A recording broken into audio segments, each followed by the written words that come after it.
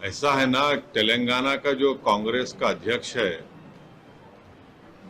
उनके लीडर राहुल गांधी ने उनको इसलिए अध्यक्ष बनाया तेलंगाना का क्योंकि वो बीजेपी आरएसएस से आए थे। तो राहुल गांधी ये चाहते हैं कि एक दरवाजा खुला रहे, अगर कभी बुरा वक्त आ जाए तो उसको इस्तेमाल करेंगे। तो इसीलिए वो खुद जानते हैं कि ये इनका अध्यक्ष आरएसएस, बीजेपी, फिर टीडीपी, उसके बाद अब कांग्रेस में आया है। तो ये सब इनका जो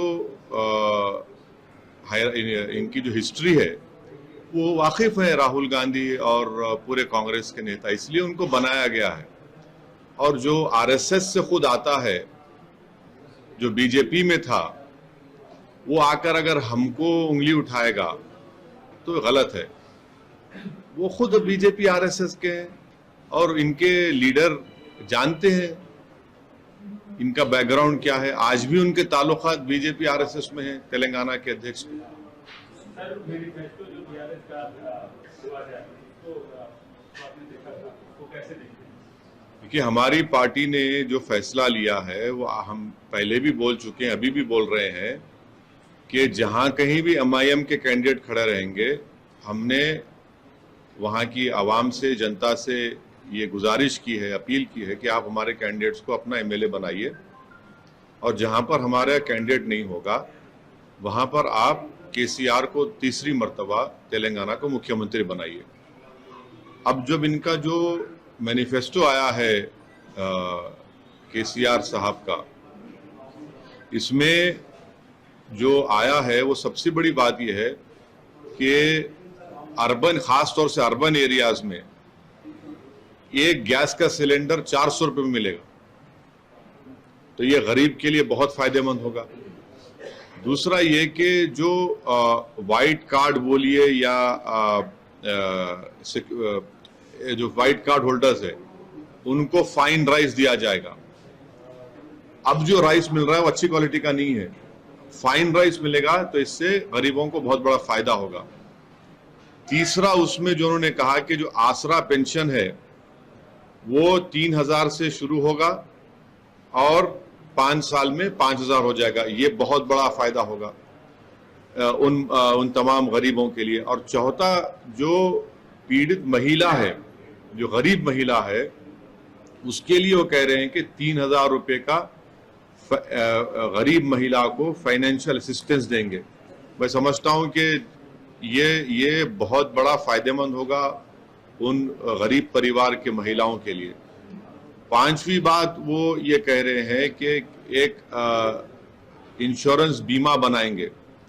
जितने वाइट कार्ड होल्डर्स हैं तेलंगाना में, जिस किसी का इंतकाल होगा उनके मौत के बाद उनको 5 लाख रुपए मिलेंगे। ये भी गरीब के लिए बहुत बड़ी फायदेमंद चीज होगी। और फिर GHMC, greater Hyderabad municipal corporation limits में उन्होंने इस मैनिफेस्टो में कहा कि 1 लाख 2 BHK के घर बनाए जाएंगे। तो जिस तरीके से हम पर जो प्रेशर है जनता का कि 2 BHK हमको मिलना चाहिए, मैं समझता हूं कि एक जेन्युइन एक डिमांड है। इससे ग्रेटर हैदराबाद म्युनिसिपल कॉर्पोरेशन में इससे बहुत बड़ा गरीबों को फायदा होगा। दूसरा, माइनॉरिटी के जितने कॉलेजेस हैं, जूनियर कॉलेजेस 200 हैं, उसको डिग्री कॉलेज में तब्दील किया जाएगा। मैं समझता हूं कि माइनॉरिटीज के लिए और खास तौर से अल्पसंख्यक समाज, मुसलमान लड़के लड़कियों के लिए बहुत फायदेमंद होगा। फिर बजट, माइनॉरिटीज का बजट भी बढ़ाया जाएगा। डिसेबल्ड पेंशन जो है वो 4000 रुपये से 5 साल में 6000 रुपये हो जाएगा। तो जितना इन्होंने ऐलानात की है, हाँ, सेल्फ हेल्प ग्रुप के लिए, महिलाओं के जो सेल्फ हेल्प ग्रुप है उनकी एक अलहदा बिल्डिंग होगी। और फिर एक कमेटी उन्होंने बनाने का वादा किया है कि ओल्ड पेंशन स्कीम के ताल्लुक से।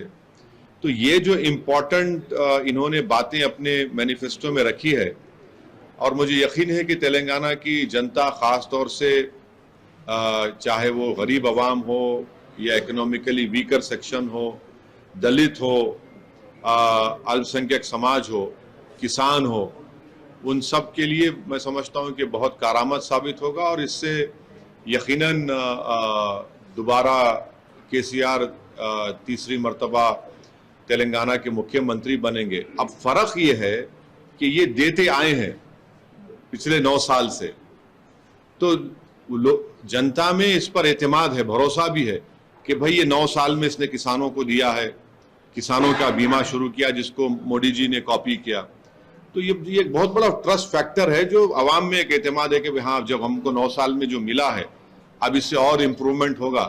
तो ये मैं समझता हूं कि ये इससे केसीआर को दोबारा अवाम उनको अपनी मोहब्बतों से भरोसे की बुनियाद पर उनको दोबारा तीसरी मर्तबा तेलंगाना का वजीर आला बोलिए या मुख्यमंत्री उनको बनाएंगे।